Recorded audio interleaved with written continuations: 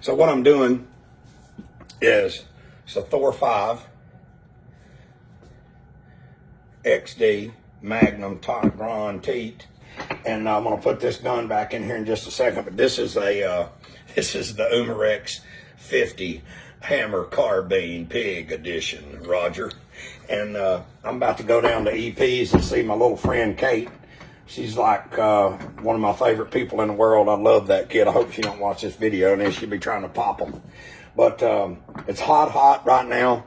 And so what I basically did is I did this video the other day, and I'm going to show you. These are some loose rings that I had. This comes with the ATN optic, and this is an accessory rail. I forgot my little IR light. It's over there.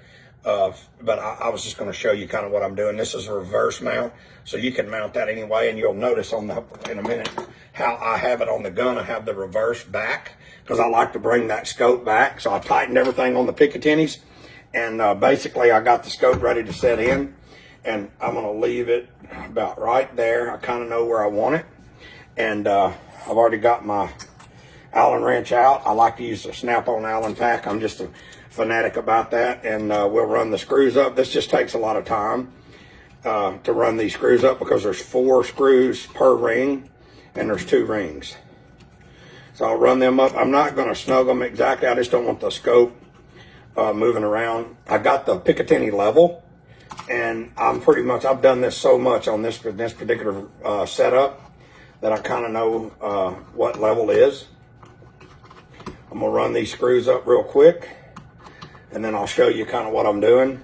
Very easy, guys, for you to do this. This is not like something like, if you feel more comfortable taking it into a shop and let somebody do it for you, I understand. But it's really not that difficult to do. And so I'm just backing this out a little bit. And then what I'll do is I'll power this on. And while I'm letting that power on, 1/2-inch torque wrench to 65, this is inch pounds. And basically, I'm going to go to right there.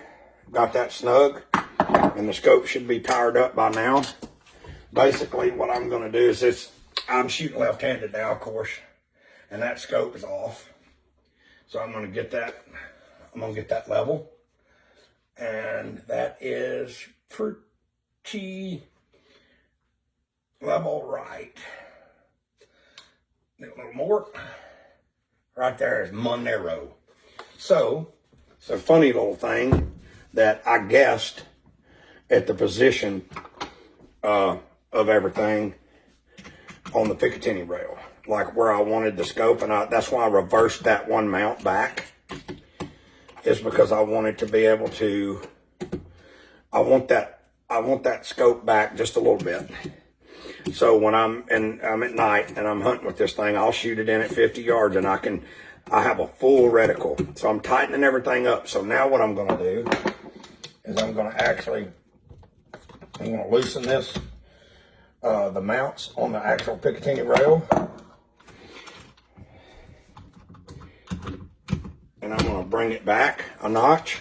I brought it back 1 slot, and I'm just going to finger tighten that for now. Make sure I'm secure, and I'm going to throw this back up again, and that is money. So I got close, but we are finished. All I have to do now is finish tightening the screws, and you notice I have a piece of leather in the vise right here, so I don't pinch the barrel. So everything is good. So what I really would like to, what I'm going to do is I go that one, that one. I just make an X is what I'm doing.